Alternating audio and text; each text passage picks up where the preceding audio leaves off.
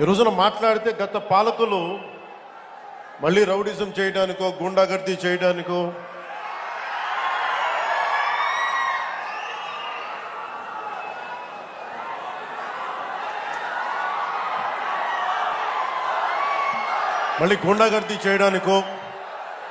Rowdyism చేయడానికో అలాంటి భావన మళ్ళీ ఉంది. మీకు తెలుసు కదా, రౌడిజానికి గుండాలకి గుండాగర్దీలకి బయటపడితే మన రాజకీయాలకు వస్తాం. కేసులు పెడతాం, వస్తే 29లో మేము అంతు చూస్తామంటే మీరు రావాలి కదా. మీరు ఎలా వస్తారో మేము చూస్తాం.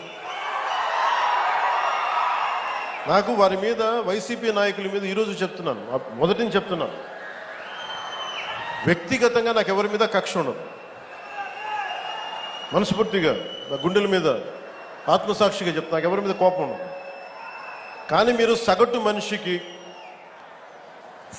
మనిషిలో, ఈ దేశంలో ఉన్న సగటు మనిషికి, సగటు మధ్యతరగతి మనిషికి, సగటు రైతుకి, సగటు యువకుడికి, సగటు యువతకి మీరు కనుక భయభ్రాంతుల్ని క్రియేట్ చేస్తే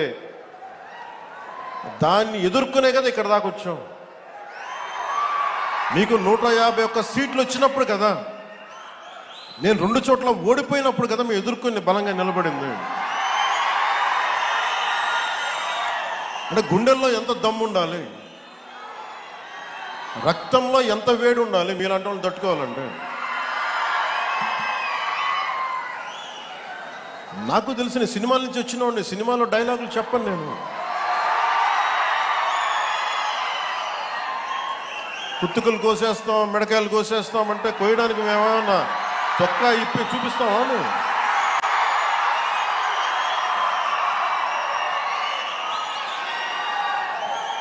నేను సినిమాలో డైలాగులు చెప్పడానికి కూడా ఇబ్బంది పడతాను. సింహం గడ్డం గీసుకుంది, మేము గడ్డం గీసుకోలేదు. ఇది సరదాగా ఉంటాయి, మిమ్మల్ని చీరప్ చేయడానికో సరదాగా చేయడానికి. నిజంగా గడ్డం గీసుకుంటే ఎంత దరిద్రంగా ఉంటుంది చూడండి, ఆలోచించండి. స్నానం చేయకుండా, మట్టి కొట్టుకుంటా. అంటే ఇవన్నీ ఏంటంటే సినిమాల్లో చెప్పిన డైలాగులు. అవి ఎందుకు చెప్తున్నానంటే సందర్భానుసారంగా చెప్తున్నాను. ఖచ్చితంగా మీరు అద్భుతమైన పాలన చేసి కనుక ఉండుంటే మీరు 11 సీట్లకు వచ్చేవాళ్ళు కాదు. మీరు అంటే ఇది రెలవెంట్ కాబట్టి చెప్తున్నా.